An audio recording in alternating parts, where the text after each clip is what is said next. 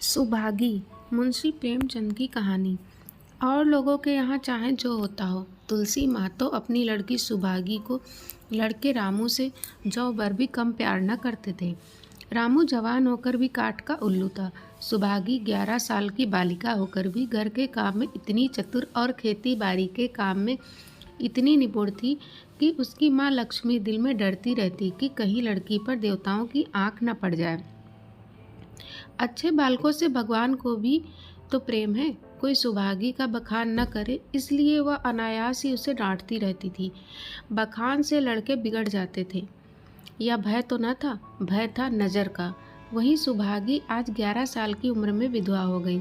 घर में कोहराम मचा हुआ था। लक्ष्मी पछाड़े खाती थी, तुलसी सिर पीटते थे। उन्हें रोते देखकर सुभागी भी रोती थी। बार बार माँ से पूछती, क्यों रोती हो अम्मा? मैं तुम्हें छोड़कर कहीं न जाऊंगी, तुम क्यों रोती हो? उसकी बोली बातें सुनकर माता का दिल और भी फटा जाता था। वह सोचती थी, ईश्वर, तुम्हारी यही लीला है जो खेल खेलते हो।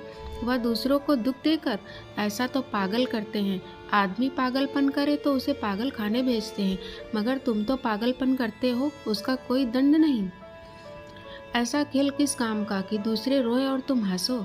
तुम्हें तो लोग दयालु कहते हैं, यही तुम्हारी दया है। और सुभागी क्या सोच रही थी? उसके पास कोठरी भर रुपए होते तो वह उन्हें छिपा कर रख देती। फिर एक दिन चुपके से बाजार चली जाती और अम्मा के लिए अच्छे अच्छे कपड़े लाती। दादा जब बाकी मांगने आते तो चट रुपए निकाल कर दे देती। अम्मा दादा कितने खुश होते। जब सुभागी जवान हुई तो लोग तुलसी महतो पर दबाव डालने लगे कि लड़की का घर कहीं कर दो, जवान लड़की का यूँ फिरना ठीक नहीं। जब हमारी बिरादरी में इसकी कोई निंदा नहीं है तो क्यों सोच विचार करते हो? तुलसी ने कहा, भाई मैं तो तैयार हूँ, लेकिन जब सुभागी भी माने। वह किसी तरह राजी नहीं होती। हरिहर ने सुभागी को समझाकर कहा, बेटी हम तेरे ही भले को कहते हैं। माँ बाप अब बूढ़े हुए, उनका क्या भरोसा। तुम इस तरह कब तक बैठी रहोगी? सुभागी ने सिर झुकाकर कहा, चाचा मैं तुम्हारी बात समझ रही हूँ, लेकिन मेरा मन घर करने को नहीं कहता। मुझे आराम की चिंता नहीं है। मैं सब कुछ झेलने को तैयार हूँ और जो काम तुम कहो वह सिर आँखों के बल करूँगी, मगर घर बसाने को मुझसे न कहो। जब मेरा चाल कुचाल देखना तो मेरा सिर काट लेना। अगर मैं सच्चे बाप की बेटी होंगी तो बात की भी पक्की होंगी। फिर लज्जा रखने वाले तो भगवान है, मेरी क्या हस्ती है कि अभी कुछ कहूँ उजड़ूँ। उजड़ रामू बोला, तुम अगर सोचती हो कि भैया कमावेंगे और मैं बैठी मौज करूँगी तो इस भरोसे न रहना, यहाँ किसी ने जन्म भर का ठेका नहीं लिया है। रामू की दुल्हन रामू से भी 2 अंगुल ऊंची थी। मटक कर बोली, हमने किसी का करस थोड़े ही खाया कि जन्म भर बैठे भरा करें। यहाँ तो खाने को भी महीन चाहिए, पहनने को भी महीन चाहिए। यह हमारे बूते की बात नहीं। सुभागी ने गर्व से भरे हुए स्वर में कहा, भाभी मैंने तुम्हारा आसरा कभी नहीं किया और भगवान ने चाहा तो कभी करूँगी भी नहीं। तुम अपनी देखो, मेरी चिंता ना करो। रामू की दुल्हन को जब मालूम हो गया कि सुभागी घर न करेगी तो और भी उसके सिर हो गई। हमेशा एक नए कुचड़ लगाए रहती, उसे रुलाने में जैसे उसको मज़ा आता था। वह बेचारी पहर रात से उठकर कूटने पीसने में लग जाती, चौका बर्तन करती, गोबर पाथती, फिर खेत में काम करने चली जाती। दोपहर को आकर जल्दी जल्दी खाना पकाकर सबको खिलाती। रात को कभी माँ के सिर में तेल डालती, कभी उसकी देह दबाती। तुलसी चिलम के भक्त थे, उन्हें बार बार चिलम पिलाती। जहाँ तक अपना बस चलता, माँ बाप को कोई काम न करने देती। हाँ, भाई को न रोकती। सोचती या तो जवान आदमी है, या काम न करेंगे तो गृहस्थी कैसे चलेगी। मगर रामू को यह बुरा लगता। अम्मा और दादा को तिनका तक नहीं उठाने देती और मुझे पीसना चाहती है। यहाँ तक कि एक दिन वह जामे से बाहर हो गया। सुभागी से बोला, अगर उन लोगों का बड़ा मोह है तो क्यों नहीं अलग लेकर रहती हो? तब सेवा करो तो मालूम हो कि सेवा कड़वी लगती है कि मीठी। दूसरों के बल पर वाही लेना आसान है, बहादुर वह है जो अपने बल पर काम करे। सुभागी ने तो कुछ जवाब न दिया। बात बढ़ जाने का भय था, मगर उसके माँ बाप बैठे सुन रहे थे। महतो से न रहा गया, बोले, क्या है रामू, उस गरीबिन से क्यों लड़ते हो? रामू पास आकर बोला, तुम क्यों बीच में कूद पड़े? मैं तो उसको कहता था तुलसी, जब तक मैं जीता हूँ तुम उसे कुछ नहीं कह सकते, मेरे पीछे जो चाहे करना। बेचारी का घर में रहना मुश्किल कर दिया। रामू, आपको बेटी बहुत प्यारी है तो उसे गले बांध कर रखिए, मुझसे तो नहीं सहा जाता। तुलसी, अच्छी बात है, अगर तुम्हारी यह मर्जी है तो यही होगा। मैं कल गांव के आदमियों को बुलाकर बंटवारा कर दूंगा। तुम चाहे छूट जाओ, सुभागी नहीं छूट सकती। रात को तुलसी लेटे तो वह पुरानी बात याद आई, जब रामू के जन्मोत्सव में उन्होंने रुपए कर्ज लेकर जलसा किया था और सुभागी पैदा हुई तो घर में रुपए रहते हुए भी उन्होंने एक कौड़ी न खर्च की। पुत्र को रत्न समझा था, पुत्री को पूर्व जन्म के पापों का दंड। वह रत्न कितना कठोर निकला और यह दंड कितना मंगलमय। दूसरे दिन महतो ने गांव के आदमियों को जमा करके कहा, पंचो, अब रामू का और मेरा एक में निबाह नहीं होता। मैं चाहता हूँ कि तुम लोग इंसाफ से जो कुछ मुझे दे दो वह लेकर अलग हो जाऊं। रात दिन की किचकिच अच्छी नहीं। गांव के मुख्तार बाबू सज्जन सिंह बड़े सज्जन पुरुष थे। उन्होंने रामू को बुलाकर पूछा, क्यों जी, तुम अपने बाप से अलग रहना चाहते हो? तुम्हें शर्म नहीं आती कि औरत के कहने से माँ बाप को अलग किए देते हो? राम राम, रामू ने ढिठाई के साथ कहा, जब एक में गुजर ना हो तो अलग हो जाना ही अच्छा है। सज्जन सिंह, तुमको एक में क्या कष्ट होता है? रामू, एक बात हो तो बताओ। सज्जन सिंह, कुछ तो बतलाओ। रामू, साहब, एक में मेरा इनके साथ निबाह ना होगा, बस मैं और कुछ नहीं जानता। यह कहता हुआ रामू वहाँ से चलता बना। तुलसी, देख लिया आप लोगों ने इसका मिजाज। आप चाहे 4 हिस्सों में 3 हिस्से उसे दे दे, पर अब मैं इस दुष्ट के साथ ना रहूँगा। भगवान ने बेटी को दुख दे दिया, नहीं मुझे खेती बाड़ी लेकर क्या करना था, जहाँ रहता वहीं कमाता खाता। भगवान ऐसा बेटा सातवें बैरी को भी ना दे, लड़के से लड़की भली जो कुलवंती होए। सहसा सुभागी आकर बोली, दादा, यह सब बाट बखरा मेरे ही कारण तो हो रहा है, मुझे क्यों नहीं अलग कर देते? मैं मेहनत मजदूरी करके अपना पेट पाल लूँगी, अपने से जो कुछ बन पड़ेगा तुम्हारी सेवा करती रहूँगी, पर रहूँगी अलग। यूँ घर का बार बाट होते मुझसे नहीं देखा जाता। मैं अपने माथे या कलंक नहीं लेना चाहती। तुलसी ने कहा, बेटी, हम तुझे न छोड़ेंगे चाहे संसार छूट जाए। रामू का मैं मुंह नहीं देखना चाहता, उसके साथ रहना तो दूर रहा। रामू की दुल्हन बोली, तुम किसी का मुंह नहीं देखना चाहते तो हम भी तुम्हारी पूजा करने को व्याकुल नहीं हैं। महतो दांत पीसते हुए उठे कि बहू को मारे, मगर लोगों ने पकड़ लिया। बंटवारा होते ही महतो और लक्ष्मी को मानो पेंशन मिल गई। पहले तो दोनों सारे दिन सुभागी के मना करने पर भी कुछ न कुछ करते ही रहते थे, पर अब उन्हें पूरा विश्राम था। पहले दोनों दूध घी को तरसते थे। सुभागी ने कुछ रुपए बचाकर एक भैंस ले ली। बूढ़े आदमियों की जान तो उनका भोजन है, अच्छा भोजन ना मिले तो वे किस आधार पर रहें। चौधरी ने बहुत विरोध किया, कहने लगे, घर का काम यूँ ही काम क्या कम है कि तू यह नया झंझट पाल रही है। सुभागी उन्हें बहलाने के लिए कहती, दादा, दूध के बिना मुझे खाना नहीं अच्छा लगता। लक्ष्मी ने हंसकर कहा, बेटी, तू झूठ कब से बोलने लगी? कभी दूध हाथ से तो छूती नहीं, खाने की कौन कहे। सारा दूध हम लोगों के पेट में ठूस देती है। गांव में जहाँ देखो सबके मुँह से सुभागी की तारीफ, लड़की नहीं देवी है, 2 मर्दों का काम भी करती है, उस पर माँ बाप की सेवा भी किए जाती है। सज्जन सिंह तो कहते हैं यह उस जन्म की देवी है, मगर शायद महतो को यह सुख बहुत दिन तक भोगना ना लिखा था। 7-8 दिन से महतो को जोर का जड़ चढ़ा हुआ था, देह पर कपड़े का तार भी नहीं रहने देते। लक्ष्मी पास बैठी रो रही थी। सुभागी पानी लिए खड़ी है। अभी एक क्षण पहले महतो ने पानी मांगा था, पर जब तक वह पानी लावे उनका जी डूब गया और हाथ पांव ठंडे हो गए। सुभागी उनकी यह दशा देखते ही रामू के घर गई और बोली, भैया चलो, देखो आज दादा न जाने कैसे हुए जाते हैं, 7 दिन से ज्वर नहीं उतरा। रामू ने चारपाई पर लेटे लेटे कहा, तो क्या मैं डॉक्टर हकीम हूँ कि देखने चलूँ?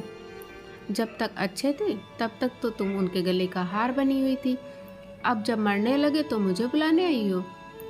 उसी वक्त उसकी दुल्हन अंदर से निकल आई और सुभागी से पूछा, दादा को क्या हुआ है दीदी? सुभागी के पहले रामू बोल उठा, हुआ क्या है, अभी कोई मरे थोड़े ही जाते हैं। सुभागी ने फिर उससे कुछ न कहा, सीधे सज्जन सिंह के पास गई। उसके जाने के बाद रामू हंसकर स्त्री से बोला, त्रिया चरित्र इसी को कहते हैं। स्त्री, इसमें त्रिया चरित्र की कौन बात है? चले क्यों नहीं जाते? रामू, मैं नहीं जाने का। जैसे उसे लेकर अलग हुए थे वैसे उसे लेकर रहें। मर भी जाए तो ना जाऊं। स्त्री, मर जाएंगे तो आग देने तो जाओगे, तब कहाँ भागोगे? रामू, कभी नहीं। सब कुछ उनकी प्यारी सुभागी कर लेगी। स्त्री, तुम्हारे रहते वह क्यों करने लगी? रामू, जैसे मेरे रहते उसे लेकर अलग हुए और कैसे? स्त्री, नहीं जी, यह अच्छी बात नहीं है, चलो देख हमें। कुछ भी हो, बाप ही तो हैं, फिर गांव में कौन मुंह दिखाओगे? रामू, चुप रहो, मुझे उपदेश मत दो। उधर बाबू साहब ने ज्यों ही महतो की हालत सुनी तुरंत सुभागी के साथ भागे चले आए। यहाँ पहुँचे तो महतो की दशा और ख़राब हो चुकी थी। नाड़ी देखी तो बहुत धीमी थी। समझ गए कि जिंदगी के दिन पूरे हो गए। मौत का आतंक छाया हुआ था। सजल नेत्र होकर बोले, महतो भाई कैसा जी है? महतो जैसे नींद से जाग कर बोले, बहुत अच्छा है भैया, अब तो चलने की बेला है। सुभागी के पिता अब तुम ही हो, उसे तुम ही को सौंपे जाता हूँ। सज्जन सिंह ने रोते हुए कहा, भैया महतो घबराओ नहीं, भगवान ने चाहा तो तुम अच्छे हो जाओगे। सुभागी को तो मैंने हमेशा अपनी बेटी समझा है और जब तक जीऊँगा ऐसा ही समझता रहूँगा। तुम निश्चिंत रहो, मेरे रहते सुभागी या लक्ष्मी को कोई तिरछी आँख से न देख सकेगा। और कुछ इच्छा हो तो वह भी कह दो। महतो ने विनीत नेत्रों से देखकर कहा, और कुछ नहीं कहूँगा भैया, भगवान तुम्हें सदा सुखी रखे। सज्जन सिंह, रामू को बुलाकर लाता हूँ, उससे जो भूल चूक हो क्षमा कर दो। महतो, नहीं भैया, उस पापी हत्यारा का मुंह मैं नहीं देखना चाहता। उसके बाद गोदान की तैयारी होने लगी। रामू को गांव भर ने समझाया, पर वह अंत्येष्टि करने पर राजी न हुआ। कहा, जिस पिता ने मरते समय मेरा मुंह देखना स्वीकार न किया, वह मेरा न पिता है न मैं उसका पुत्र हूँ। लक्ष्मी ने दाह क्रिया की। इन थोड़े से दिनों में सुभागी ने न जाने कैसे रुपए जमा कर लिए थे कि जब तिरही का सामान आने लगा तो गांव वालों की आंखें खुल गईं। बर्तन, कपड़े, घी, शक्कर, सभी सामान इफरात से जमा हो गए। रामू देख देख चलता था और सुभागी उसे चलाने के लिए सबको यह सामान दिखाती थी। लक्ष्मी ने कहा, बेटी घर देख कर खर्च करो, अब कोई कमाने वाला नहीं बैठा है, आप ही कुआं खोदना और पानी पीना है।